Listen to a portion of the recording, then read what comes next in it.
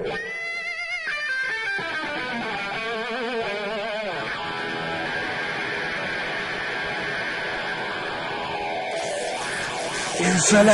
rock.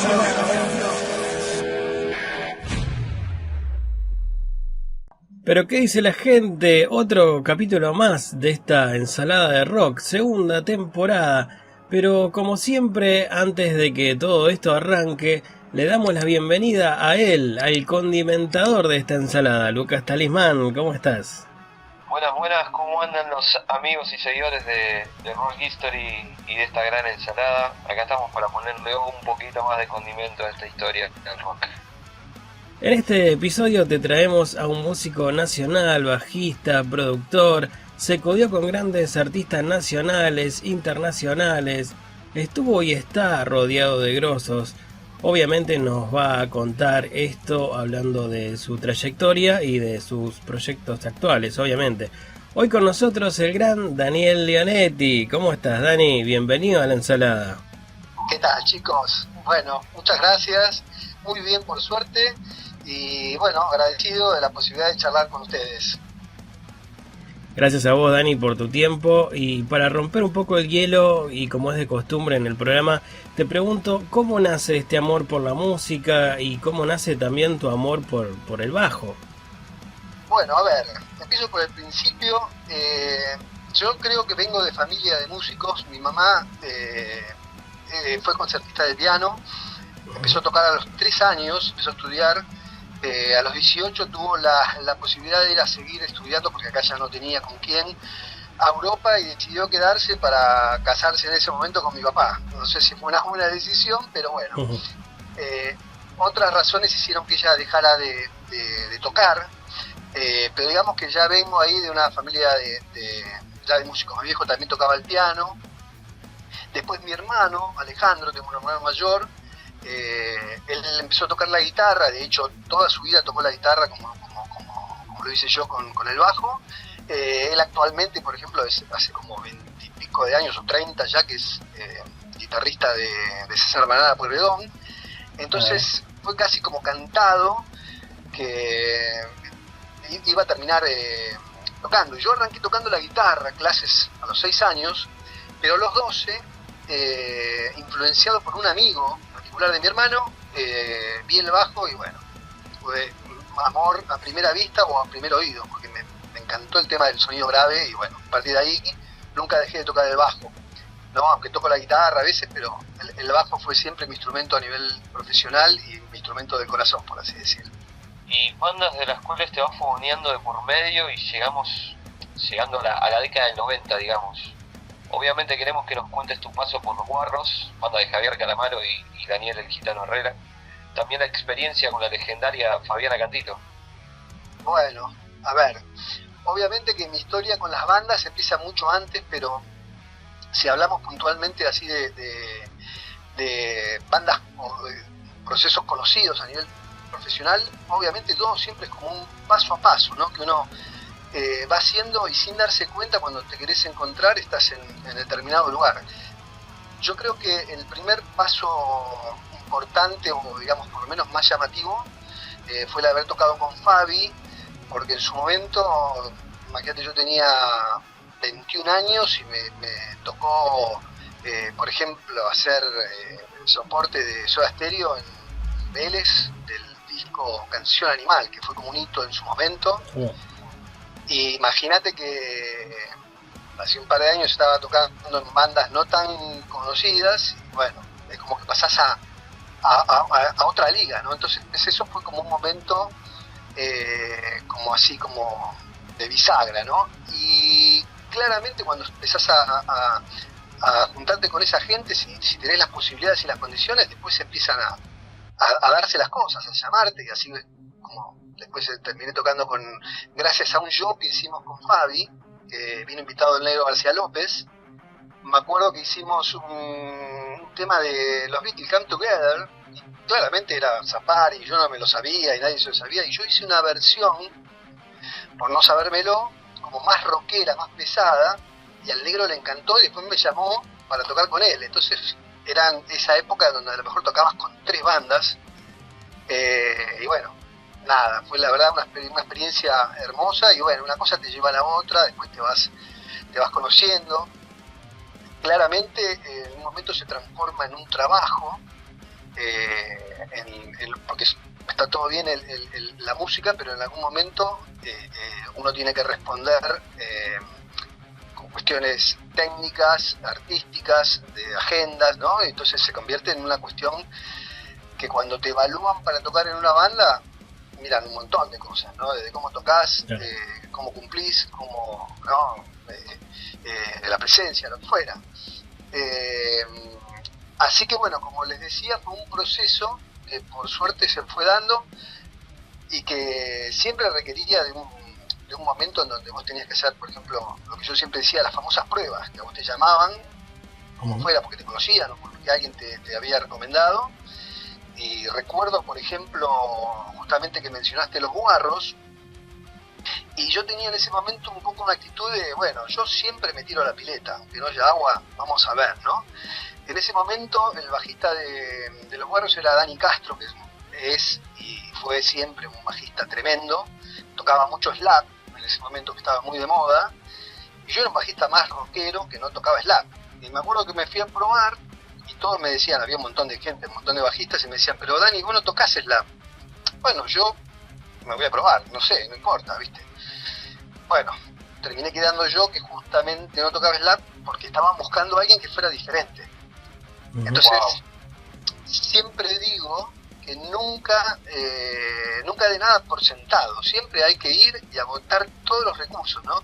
Fíjense que yo en los años, ya en esa época daba clase, porque la necesidad, que en realidad es una herramienta buenísima, porque a veces la necesidad te obliga a tomar decisiones y a ejercer cosas que uno no haría si no tuviera necesidad. Yo me acuerdo que empecé a dar clases cuando tenía 18 años, ¿no? Y siempre debajo, ¿no? Y siempre, cuando era más grande incluso, que los chicos, los alumnos se fueran a probar con una banda aunque no les interesara, como que era una especie de ejercicio que le digo, el día que te interese una banda ya vas a tener experiencia. ¿Por qué? Porque en el momento que vos estás haciendo la prueba, se te queman los papeles, el peso de la camiseta, o sea, no te acordás de nada, cometés errores. Me ha pasado, de hecho, con los guarros cometí un error tan tonto, ya estábamos terminando la prueba, ya estaba todo bien, y recuerdo que estábamos haciendo un tema lento, ¿viste? Cuando decís, ya está, ya esto lo tengo adentro del bolsillo. Y era un tema lento, re estúpido, y en un momento Marcelo Mira, que era el baterista, me dice, frena, y dice, Dani, perdón, me dice, pero fíjate el bombo, que está acentuando en la tierra. Y yo dije, ay, me quiero matar. O sea, cometí un error de principiante por estar distraído con otras cosas, ¿no? Entonces, bueno, cosas que uno va aprendiendo y que van pasando. Y siempre decía, váyanse a probar. Después decidí si te quedas en la banda o no, pero es una experiencia que está buena tener. Y eso un poco yo lo aplicaba, ¿no? Aparte que tuve la experiencia de probarme con muchísimas bandas. De hecho, por ejemplo, siempre cuento que cuando me convoca Walter para Temple, yo al principio no estaba muy convencido de participar en el proyecto, y a raíz de que fui, porque me parecía obviamente una propuesta muy interesante, artística, profesional, todo, terminé haciendo 7 pruebas con Walter. Siempre lo cuento. Walter, imagínense que es una persona muy exigente, muy detallista, muy metódica, y yo en un momento digo, pero nunca me había pasado, digo, estamos jodiendo, ¿viste? Digo, no puede ser, 7 pruebas, ¿viste? Bueno, en definitiva hicimos ese proceso y al final quedé yo. Y siempre me acuerdo de la experiencia en la prueba, que Walter, cuando me llama por teléfono, una de las cosas graciosas que me acuerdo que me contó, me preguntó, me dice, ¿vos tocas con púa? Porque si no, ni vengas, me dijo, ¿viste? Así como diciendo, digo, no, sí, yo toco con púa, pero no es que aparte toco con púa, yo elijo tocar con púa, ¿viste? Bueno, y fui, y entonces me dijo, sacate el tema, no sé, no me acuerdo, pero te dijera, el tema 3, 7 y 8. Y entonces cuando voy, obviamente yo ya tenía experiencia todo, me saqué todo el disco, ¿no? Entonces cuando voy a la prueba me dice, bueno, ¿te sacaste el 3, 4 y 8? Sí, claro.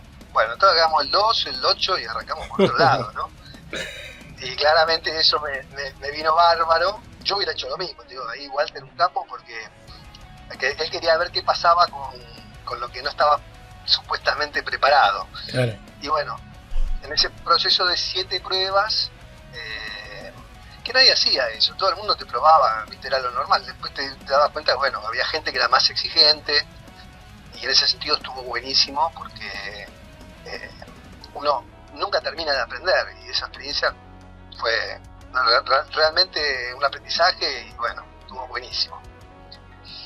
Wow, me pasó, anécdota aparte, me pasó exactamente lo mismo que vos contás, tal cual, exacto. Bueno, yo volviendo al tema de esto de las pruebas, y porque a mí me gustaría que a lo mejor esto le pueda servir a algún chico que a lo mejor está más incursionando, ¿no? Como experiencia, un poquito de eso, de saber, de tener la actitud de siempre estar un paso adelantado, porque eso es lo que, si a vos te piden el tema 3, 4 y 7, bueno, tenete todos los demás, porque te puede pasar eso, y si no te pasa, está bueno, ¿no? Que siempre pienses en el próximo paso.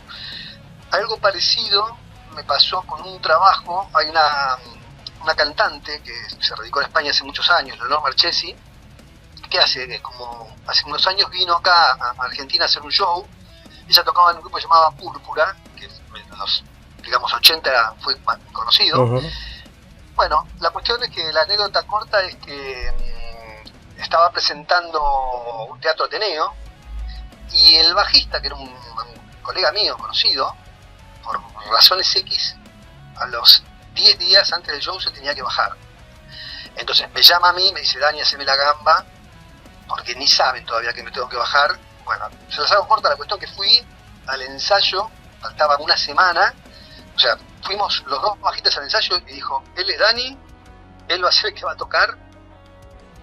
Y me acuerdo que la Leonor, pobre, se quería morir, ¿no? Porque encima del bajista era el que mejor estaba en la banda, estaban medio en bolas, por así decirlo, ¿no? Tenían que hacer la presentación y estaban medio como todos agarrados con alfileres.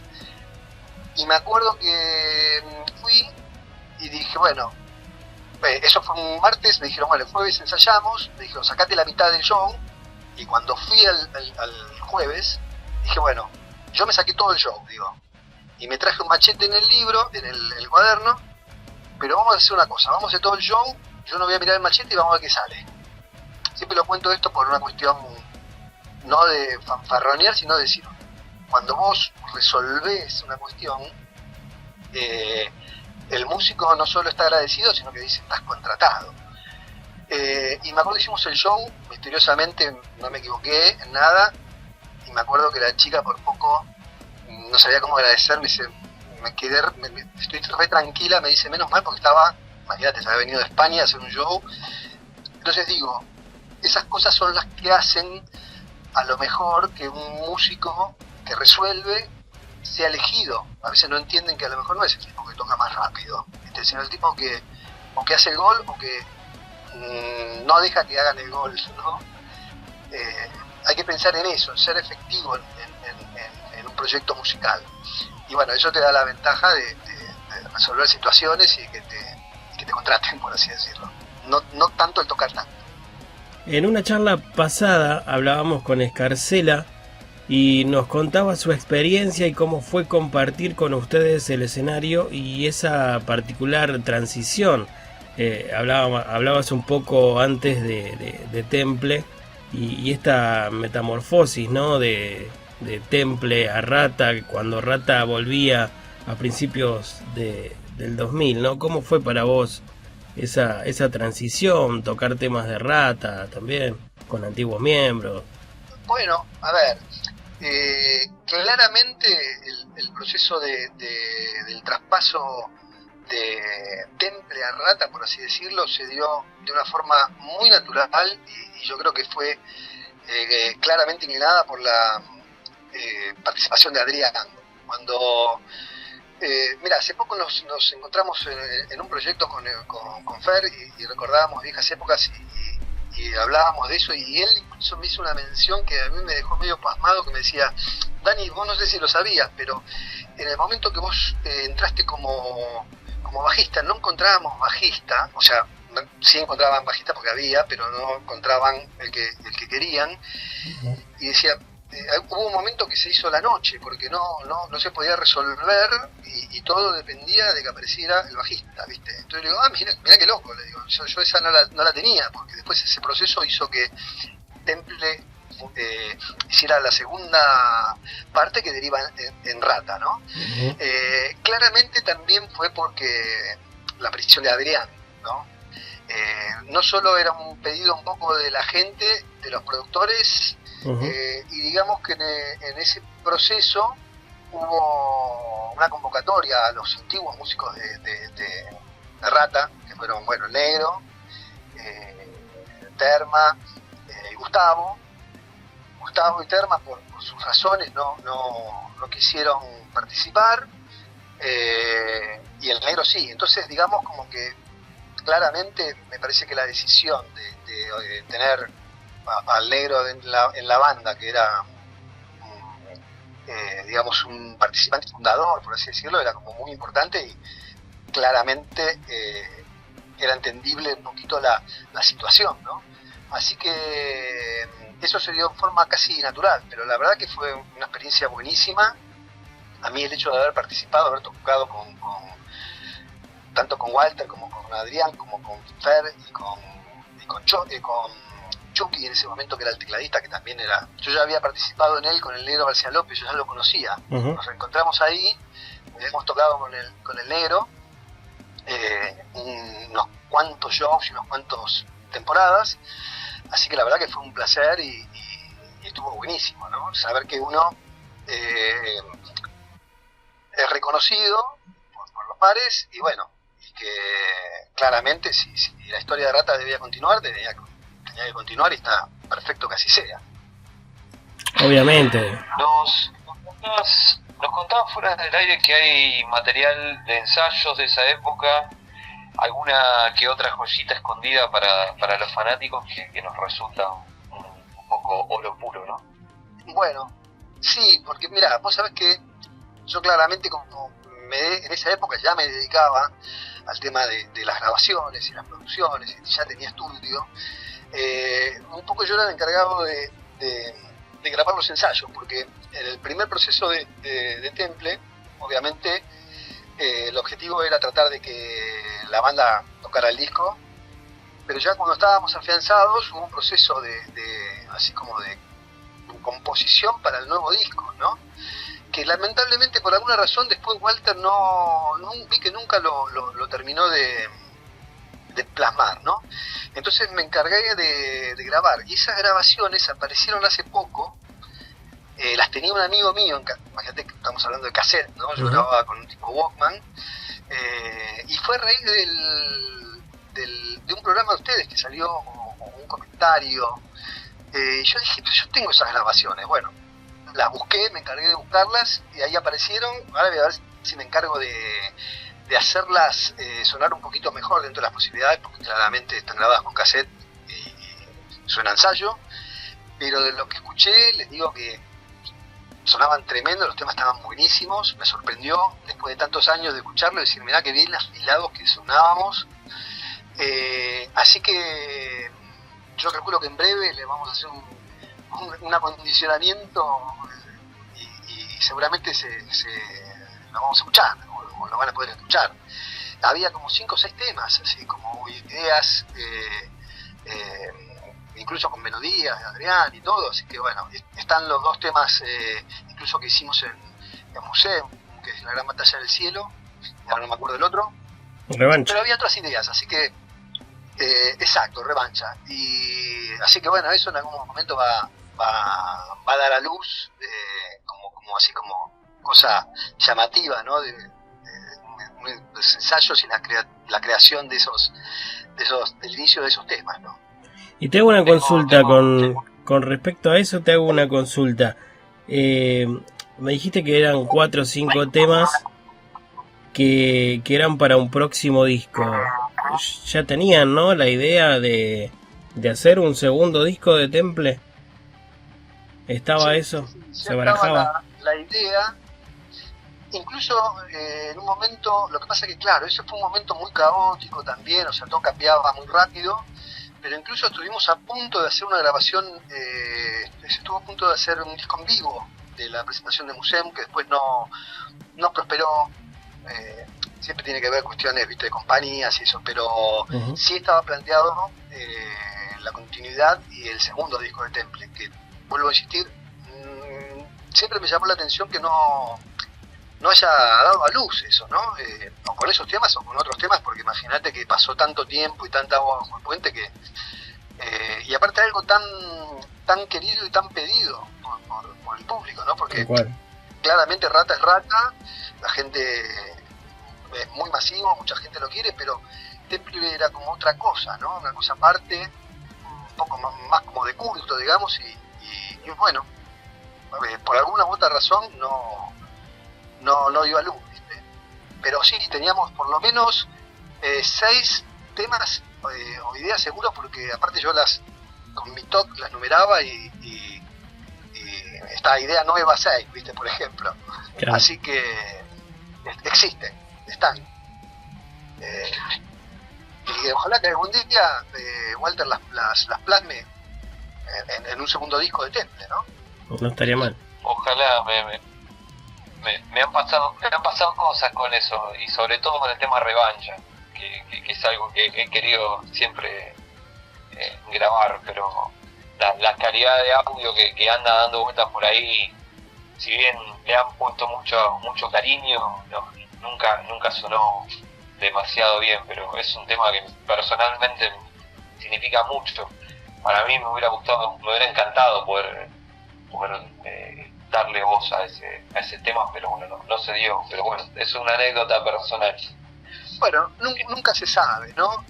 Y hablando de eso, porque viene a cuento, me acuerdo que en la grabación está, yo cuando me voy a probar con Walter, él me llama, él ve unas fotos mías, que yo tenía un Rickenbacker en ese momento, entre los bajos que tenía, y imagínate que Walter, fanático de Purple, me dijo, ¿tenés el Rickenbacker? Bueno, venite con el Rickenbacker. Y yo, como claramente en la prueba sabía que había que tocar cosas de velocidad y todo, me fui con otro bajo, que es un Warwick que yo tengo, que a lo mejor estaba más pistero, por así decirlo, ¿no? Entonces fui con ese bajo porque me convenía. Y me dijo, ¿qué pasó con Rickenbacker? Y yo no sabía qué decirle, no, lo tengo en el luthier, ¿viste? Lo estoy calibrando. Bueno, el bajo que yo tenía sonaba bárbaro, pero era de 5 cuerdas, que era como una especie de sacrilegio en ese momento para Walter, que es súper ortodoxo, vamos a decirlo, ¿no? Más en esa época. Entonces yo sabía que a él no le gustaban las cuerdas de 5 del bajo, entonces jamás, en todo el periodo que estuvimos tocando, jamás toqué la quinta cuerda. Hasta que empezamos a hacer estos temas, y empezamos a zapar, y ahí metí la quinta cuerda, y Walter, me acuerdo que ahí cabeció, miró y dijo, che, está bueno eso. Y los temas esos empezaron a tener esa impronta. Y te digo que la verdad que cuando escuché las grabaciones, que hacía 20 años que escuchaba, me partió la cabeza, ya te digo, lo bien que sonaban, y sonaban como más modernos, ¿no? Y bueno, como decía, es una pena que eso no haya visto la luz en algún periodo, con alguna banda, con algunos músicos, pero bueno, nunca digas nunca, a lo mejor Walter en algún momento retoma esa posta. ¿Y algunos de esos temas se convirtió en algún tema conocido, no sabés, del Camino del Fuego? Porque contaba Escarcela cuando se fue a probar, que estaban, bueno, decidiendo ver cómo seguían después de Carrizo. Dice que un día entra al estudio y Walter estaba practicando, creo que era Señora Furia o algo así, que ya tenía ideas de lo que se venía, de lo que iba a plasmar, por ejemplo, en el Camino del Fuego. ¿Algún tema de eso sabés si se convirtió en uno de Rata o lo tenía separado? Yo creo que no, pero bueno, a ver, habría que hacer como una especie de comparativa exhaustiva, porque también entendamos que ya sea por el estilo o porque cualquier compositor le pasa, uno se repite y se autorreferencia, ¿no? Digamos. O sea que es muy probable que parte de esas ideas, queriendo o no, Walter las puede haber plasmado en algunos otros temas de Rata. Habría que hacerle el estudio y la comparativa, podríamos hacerlo. Yo ya te digo, los escuché por arriba, me queda hacerle el proceso de audio como para que suene lo mejor posible dadas las circunstancias, y bueno, a lo mejor podemos hacerlo, esa comparativa, ese análisis. Sería bueno. Sería oro puro. En tu carrera pasan grandes nombres como el de El Negro García y la García López Band, músicos Sí. más del rock nacional, siendo un partícipe de grandes bandas como La Torre, Miguel Mateos o Charly García. ¿Nos contás un poquito qué de él, qué sacaste para vos de eso? Bueno, yo lo que te puedo decir, para resumirlo, es que tocar con el Negro García López fue como hacer un estudio universitario en lo que sería el rock, es como ir al MIT de Massachusetts, porque la verdad que todo lo que aprendí siendo tan chico, no solo de música, porque claramente uno aprende de música, sino de lo que es el rock, digamos, por así decirlo, como participar en una banda, porque imagínate que el Negro tenía la escuela de Charlie, ¿viste? Uh-huh. Que era un poco esa mezcla del rock de desenfreno, por así decirlo, y que caracteriza al rock, ¿viste? Entonces, cada vez que tocabas con el Negro pasaba algo, ¿no? O muy bueno, o raro, o había un quilombo. Era, como ya te digo, un momento donde siempre pasaba algo, ¿no? Y el Negro era un espíritu, era un tipo 10.000 puntos, un espíritu muy libre, que tenía cosas que, era medio un paracaidista, por así decirlo. A ver, yo siempre cuento la anécdota que nos pasó una vez tocando en un programa en vivo, en la tele, no me acuerdo si era el programa de Pinky, que teníamos estipulado tocar un tema, y cuando cuenta 4 el batero, el Negro sale con otro tema. Y me acuerdo, el tecladista y yo nos miramos, dijimos que me confundí, ¿qué pasó? Obviamente enganchamos con el tema nuevo, y después le preguntamos, dijimos, Negro, pero ¿te confundiste? No, a último momento decidí que era mejor hacer otro tema. Pero no nos avisaste, no, porque fue el último momento. O sea, era así, te tenías que acomodar o tocar en vivo y decir, bueno, vamos a hacer tal tema de Creedence, ¿no? Si no lo escuché nunca en la vida, y bueno, te tenías que salir a matarla, y eso te daba una experiencia que decías, bueno, en un momento te relajabas y dejabas que la cosa fluyera, y te das cuenta que estaba buenísimo, y que eso era parte también del aprendizaje del rock, ¿viste? Dejar que las cosas fluyan y no ser todo técnico y perfecto, y ¿viste? Eso es parte de la vida y del rock, ¿no? Así que fue la verdad una experiencia hermosa. Aparte, en el proceso ese que yo tocaba con Fabi, con el Negro, conocí un montón de gente, después toqué con otro montón de gente, con Stark, lo conocí a Charlie, estuve en la casa de él, o sea, salíamos, ¿viste? La verdad que imagínate que para un músico es estar con tus héroes, ¿viste? Literalmente. Claro. Así que fue maravilloso, ¿viste? Siempre me acuerdo de una anécdota de Charlie, yo ya lo había conocido, había tocado con el Negro, había tocado con Fabi, estaba tocando con los Guarros, y estábamos tocando en un boliche, y viene Charlie, entonces se sentó en la barra, estaba hablando con una rubia, y se sentó de espaldas al show. Y yo había compuesto un tema, Los Guarros, que había sido corte de difusión, un tema que era medio lento, no era el tema, digamos, típico de los Guarros, pero la vida y la compañía decidieron que fuera corte de difusión. Y esto es un halago que yo guardo como una de las mejores cosas que me pasaron como experiencia musical, porque obviamente estaba mirando a Charlie todo el tiempo, estaba ahí en la barra, y cuando termina el tema que hicimos, Charlie, que estaba hablando con la rubia, se da vuelta, aplaude, se vuelve a dar vuelta y siguió hablando con la rubia, y yo me derretí de amor, ¿viste? Como diciendo, nada, ya está, me puedo ir de este mundo, y aparte de entender que el tipo estaba hablando con la rubia, pero estaba escuchando, ¿no? Claro. Para mí fue uno de los mejores halagos que podía haber hecho, y lo guardo en el corazón, ¿no? Charlie no se va a acordar nunca de eso, pero bueno, yo sí. Así que la verdad son esas experiencias que uno se las guarda como diciendo, bueno, acá vale la pena haber hecho tanto esfuerzo para ser músico, que era lo que quería hacer cuando era chico, ¿no? Tal cual.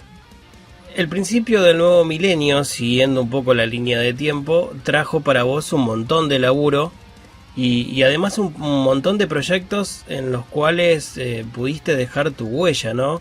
Estamos hablando de bandas como Arraigo, Histeria, Mágica, Renacer, Orcas, entre muchas otras bandas.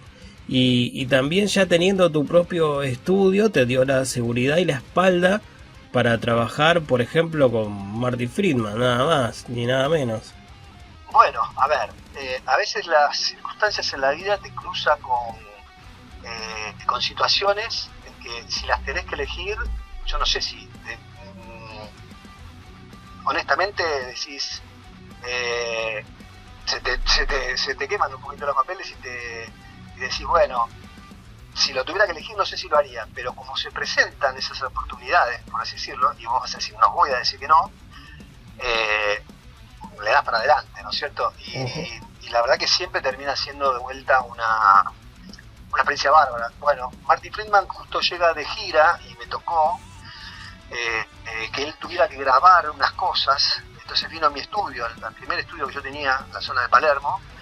Me acuerdo que vino con la mujer y teníamos que hacer dos cosas. Por un lado tuve que, como hacer una presentación del disco acá de Argentina, tuve que hacer la masterización del disco de él, porque no sé por qué no lo tenía masterizado, y después tuve que hacer unas grabaciones para Japón, porque él vivía en Japón, y bueno, fue muy gracioso porque grabó todo, utilizó un equipo mío, utilizó una guitarra que yo tenía ahí, y lo gracioso fue que cuando terminamos me dice, a través de la intérprete, ¿no? Me dice, necesito que me des permiso para acceder a tu computadora porque yo personalmente tengo que borrar todo lo que acabo de grabar. Le digo, claro, por supuesto, le digo, por la duda, fíjate, no borres nada más, ¿viste? Le digo, imagínate que por cuestiones obvias, que él no iba a dejar una grabación de él, me llamó la atención y dijo, perdóname, pero lo tengo que hacer yo, no es que desconfíe. Digo, no, adelante. Y así que me borró lo que había grabado y bueno, lo mandó a Japón en ese momento, no sé qué laburo sería. Y la verdad que fue una experiencia tremenda porque aparte el tipo, aparte de que es un artista increíble, para mí hay pocos guitarristas que realmente me rompen la cabeza y él es uno. Y el tipo es súper humilde, ¿viste? No lo puedes creer. Me acuerdo que se tomó un té con la mujer ahí en el estudio y grabó, y después grabó unas funciones, también unas cosas que necesitaba. Una experiencia hermosa también. Me pasó lo mismo, algo parecido con Stuart Hahn, también el bajista de Bay, y Satriani, que en el medio de una gira también necesitó grabar y apareció y era un ídolo mío de mi juventud.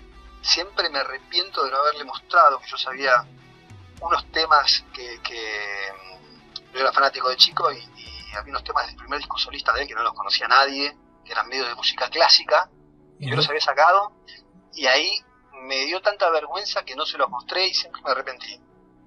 Y me acuerdo que vino, usó uno de mis bajos, usó el bajo de él también, usó un equipo que yo tenía, un Ampeg viejo, me dijo, che, ¿este lo vendés? No, le digo, ese no lo vendo, por más que sea Stuart Hahn, ¿viste? Tengo un equipo Ampeg del año 67 que adoro, y bueno, nada, experiencias que te dan, ¿viste? Conocer gente y la vida que se te cruzan y decís, bueno, hay que aprovecharlas, ¿viste? Así que claro, la verdad que también alegre por esas situaciones. ¿En qué proyectos estás trabajando últimamente? Si nos puedes contar. Bueno, a ver, yo me he dedicado mucho al tema de grabación y producción. Ahora, particularmente, mira, estoy participando, me dio ganas de tocar un poquito de vuelta, siempre están esas ganas, y estoy, por ejemplo, participando de un proyecto en donde me encargo de la grabación, un poco de la composición, digamos, con el solista que se llama Meneses, Santiago Meneses. Es prácticamente te diría un amigo porque eso es lo que tiene de bueno este medio también, que uno empieza como cliente y termina siendo después amigo, ¿no? obviamente no pasa con todo el mundo, pero con gran parte de la gente que uno se cruza terminan, si hay afinidad, termina siendo amigos, ¿no? Y en este proyecto, por ejemplo, nos volvemos a cruzar con Fer, porque lo convoco para grabar. Es un proyecto abierto en donde invitamos músicos, y hace poco vino a grabar Fer, por ejemplo con Julián Barret, también otro amigo de la vida de hace 1000 años, y bueno, fue nada, reírnos, pasarla bien, recrear lo buen artista, el buen batero que es, por ejemplo, Fer. El tipo, una cosa que me sorprendió es cómo laburó a nivel profesional, como si estuviera laburando, pero para, viste, Iron Maiden, no sé cómo explicarlo. O sea, el tipo no deja nada, no importa con quién, viste. O sea, en ese sentido es... Y no digo que sea porque es un gran profesional, que lo es, sino porque me parece que tiene que ver con la persona, ¿no? Eso de ser músico de verdad y que, viste, das todo lo que tienes que dar sin importar, viste, a dónde vaya. Y después, bueno, eso es lo que ha hecho que haya generado frutos, en el caso de él y en el caso de cualquiera, ¿no? Digo, entonces, un poco lo que hablábamos al principio, que si esta charla puede servirle a algún músico que está intentando encontrar un camino en el negocio de la música y poder vivir de ello, es, bueno, hace todo de corazón, a fondo, y en algún momento más temprano que tarde se te va a abrir las puertas, ¿viste? Es así, claramente. Mirando un poco el retrovisor, contabas un poco la trayectoria tuya, ¿no? Viendo un poco la ruta que dejaste atrás, ¿qué te quedó de todo este camino transitado? Bien, bueno, mirá, me quedó que primero, lo más importante es que lo que nosotros elegimos hacer, lo tenemos que hacer para disfrutar. O sea, está todo bien, digamos, por así decirlo, el ego, el dinero, viste, toco con tal, lo toco con cual, pero yo lo que más me llevo es los momentos compartidos, y cuanto más años pasan, más valoro los momentos compartidos con los compañeros de ruta. A ver, como colorario yo te puedo decir que estoy agradecido de haber tomado la decisión de, como una vez decía la canción de Barón Rojo, músico quise ser, músico me quedé. Porque me brindó muchísimo placer y muchísimas, sobre todo relaciones. De hecho, mi compañera, mi mujer, que es el amor de mi vida, que hace 18 años que estamos juntos, fue gracias a la música. La conocí a través de haber tocado con una banda X, ¿viste? Iba a hacer un laburo y bueno, la vida me permitió eso. Y un montón de amigos y un montón de circunstancias, ¿viste? Yo que sé, amigos entrañables, Nico Takara, nosotros nos tomábamos 3 bondis para ir a la casa de Pato Strunz cuando teníamos 14 años, entablada 3 bondis, imagínate, de Caballito. Haber compartido con él, con el Bocón, viste, cuando todavía no existía ni Hermética, ni Simbiosis, ni Orcas, ni nada de eso. Simplemente ser adolescentes que estábamos buscando hacer música porque era lo que hacíamos de corazón. Y recuerdo a ellos o a tantos otros que decir cómo la vida nos fue llevando y en cierta manera nos fue volviendo más de lo que nosotros dimos en ese momento. Entonces digo, si alguien tiene dudas, que no duden, ¿viste? Como el nombre de la banda, ¿viste? Hay que darlo todo, así, bueno, y en algún momento se te devuelve todo también. Wow. Con tu estudio, por tu trabajo, mucha gente te califica como una suerte de medium entre artistas y sellos discográficos. Destacan la importancia de la perspectiva del productor y el rol de la optimización del resultado final. Tarea que no es nada fácil. ¿Qué nos puedes contar de eso? Sos una persona más que especializada en ocupar ese rol. Bueno, a ver, yo lo que te diría es que primero, como casi siempre pasa, nosotros acá en Argentina atrasamos 10 o 15 años con respecto a lo que es el mercado o el rock, o como quieras llamarlo, de afuera, ¿no? Entonces, la figura del productor recién hace 10 años acá está siendo valorada o utilizada como corresponde. Antes no lo era, ¿viste? Lamentablemente. Había mucho músico devenido en productor, que no tiene nada de malo, porque claro, no había una escuela como puede haber ahora, como hay. Entonces, la mayoría de las personas, como yo, hemos aprendido de prueba-error, ¿no? Pero la figura del productor es mucho más importante de lo que creen la gente, ¿no? O sea, todo el mundo reconoce, por ejemplo, a George Martin como el quinto Beatle, por ejemplo, ¿no? Y estamos hablando de hace 50 años atrás, no sé cuánto ya. Entonces, imagínate, si bien es el tipo que está atrás de bambalinas, muchas veces resuelve situaciones y genera cuestiones que los músicos por sí solos no pueden hacer, ¿viste? Yo por suerte he tenido muy buenas experiencias. A veces hay que tener esa cuestión de estar de atrás, ¿no? Porque el artista es el artista, ¿no? A mí me ha pasado, como yo tuve la suerte de componer también, yo que sé, hace poco a mí me pasó, yo ya he trabajado con los chicos de Orcas, más allá que a Vuelta los conozco de cuando teníamos 14 años. Tuve la suerte de poder trabajar con ellos hace un montón de tiempo haciendo unos arreglos de cuerdas para un tema en particular que ellos querían hacer, y hace poco, por ejemplo, el último disco, pude participar con ellos también en la composición de 4 temas, unas partes, estribillos, porque un poco yo les estaba dando una mano con la cuestión de los vocales y todo, porque con Walter, te digo, tenemos relación hace mucho tiempo. Entonces hay veces que se dibuja la tarea de compositor o productor o músico o intérprete, y está lleno de casos en donde se mezcla. Por ejemplo, Rossi era un músico que digamos que le daba mucha prioridad a los productores terminaban componiendo las canciones con él. No era ni es tonto, y por algo lo hacía, ¿no? El otro día leía que Lemmy había dicho que él ganó con no me acuerdo si 2 temas que hizo con Ozzy, más plata que en toda su carrera como Motorhead, por ejemplo, Tal ¿no? cual. Entonces eso te da una pauta de la importancia que tiene el tipo que sabe elegir un productor o un compositor o lo que fuera, cosa que acá todavía estamos aprendiéndolo, ¿no? En el programa se volvió costumbre preguntarle al invitado, y más en tu caso, que se codió con grandes y lo sigue haciendo, y un poco hablabas de esto, de la importancia que tiene el productor y su rol, ¿no? ¿Qué consejo o sugerencia le das a esa chica, a ese chico que recién empieza, que recién arranca en la música, tocando un instrumento, cantando o lo que sea?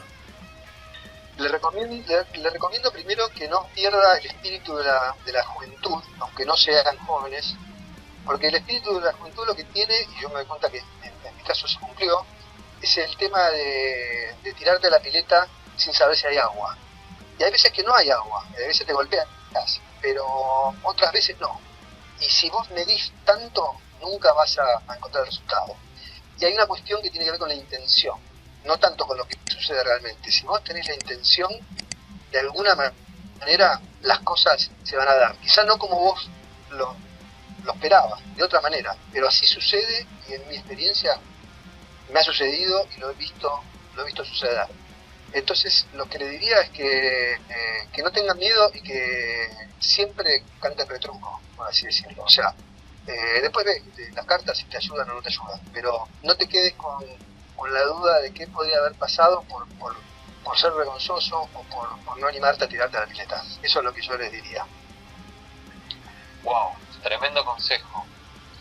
Daniel, para ir cerrando te voy a meter en un pedacito de programa muy especial que se llama Ping Pong, donde te voy a hacer algunas preguntas cortitas para la gente, que son preguntas que por lo general nos escriben los fans, quieren saber, y ya se han hecho un poco una marca registrada de esto. Te comienzo preguntando, ¿qué te dio la música que no te hubiera dado la vida sin la música? En mi caso todo, porque fue una decisión, me dio los mejores amigos que he tenido, la posibilidad de que me paguen por hacer lo que más me gusta hacer. Yo es el día de hoy que digo, voy a hacer este trabajo y me están pagando, qué bueno, para resumirlo, ¿no? ¿Qué te sacó la música? Ya que te ha dado tanto, imagino que también es como esa novia celosa, a veces la música que te da y te saca. ¿Qué te sacó la música? A ver, podría decirte que me sacó quizá la posibilidad de hacer quizá más dinero, pero yo no sé si más dinero me hubiera dado más felicidad. Yo tengo más de lo que necesito, más de lo que pretendo, y siempre tengo la fantasía de decir, bueno, si me hubiera dedicado a hacer negocios u otras cosas, a lo mejor hubiera tenido más capacidad, porque los músicos, que somos campeones en remar el dulce de leche, si a mí me tirás, es como el argentino, viste, que si lo tirás en un país normal, resalta, bueno, los músicos tenemos esa capacidad, viste, que la típica te dicen, sos músico, ¿y de qué trabajás? Entonces creo que me podría haber quitado esa posibilidad, pero nunca la hubiera tomado, creo, y ahora menos, no me arrepiento para nada de haber tomado el camino que tomé. Me parece, estoy feliz conmigo mismo, digamos. ¿Qué hubieras sido si no hubieras sido músico? ¿Qué hubiera sido si no hubiera sido músico? Aunque me hubiera gustado me hubiera gustado ser artista marcial. Yo me dediqué en un momento a hacerlo, no soy tan bueno, tengo un cinturón negro en karate que lo pude terminar de obtener a los 50 y pico de años, o sea, no sé tanto, hace 3 o 4 años, me hubiera gustado hacer eso. Wow. ¿Extrañas a alguien de la música que ya no esté? ¿Extrañas Sí, a alguien? absolutamente. Extraño mucho a Nico Takara, una excelente persona y excelente guitarrista. Extraño mucho a Pablo Maturana, que era el baterista que tocaba conmigo con el Negro García López, y también extraño al Negro García López, que bueno, están en el otro plano. Por último, ¿qué te falta? ¿Qué te faltó?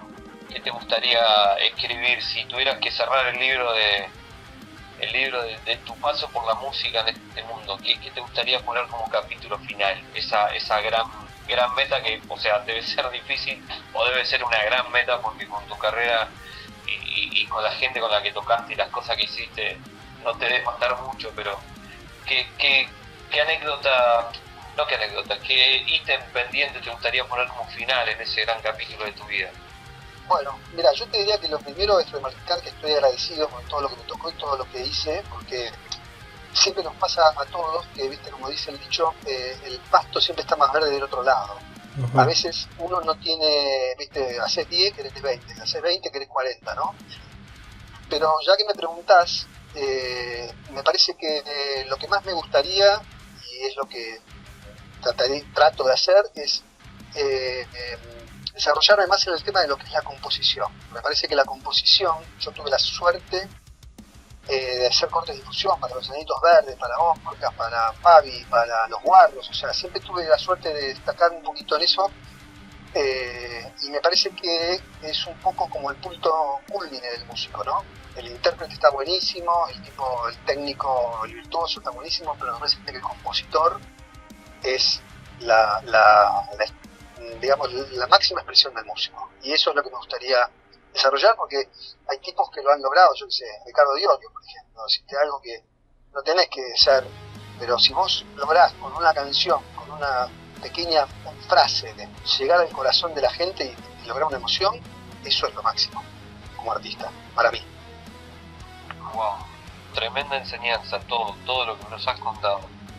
De mi parte, Daniel, no tengo más que agradecerte tu tiempo y las anécdotas, porque de verdad, como fanático de parte de tu trabajo y haber escuchado música que pasó por tus manos creciendo, sos un gran ejemplo para muchos de nosotros que todavía soñamos en algún momento pisar los escenarios que han pisado grosos como vos. No tengo más que agradecerte, sentirme más que honrado por esta charla y mandarte un abrazo a la distancia, muy, muy generoso, porque de verdad era una nota que queríamos hacer hace tiempo. No, chicos, yo les agradezco a ustedes el espacio. Ojalá, como decíamos, que me encantaría que les pueda servir, que sea como un granito de arena de aporte para cualquier músico que esté buscando o que necesite un incentivo para continuar con la carrera de la música. Y para terminar, les quiero terminar con la frase que me quedó cuando yo tenía 14 años y fui al hotel de Albauen a visitar a Barón Rojo, con 14 años, y pude hablar con José Luis Campuzano y le pregunté: maestro, ¿qué me dirías? Y me dijo 3 palabras: seguí tocando siempre. Y es lo que yo también hoy repito, me toca repetir. Así que, chicos, mil gracias. Y ojalá nos sigamos en contacto y nos crucemos de vuelta en la vida. Así va a ser. Seguramente. Te mandamos un abrazo grande, Daniel. Muchas gracias por estar en la ensalada. No, muchas gracias a ustedes, chicos, y éxitos. Y la verdad, excelente programa. Todas las entrevistas que vi me encantaron. Bueno, Gracias. muchas gracias. Chao, chao. Chao, chao.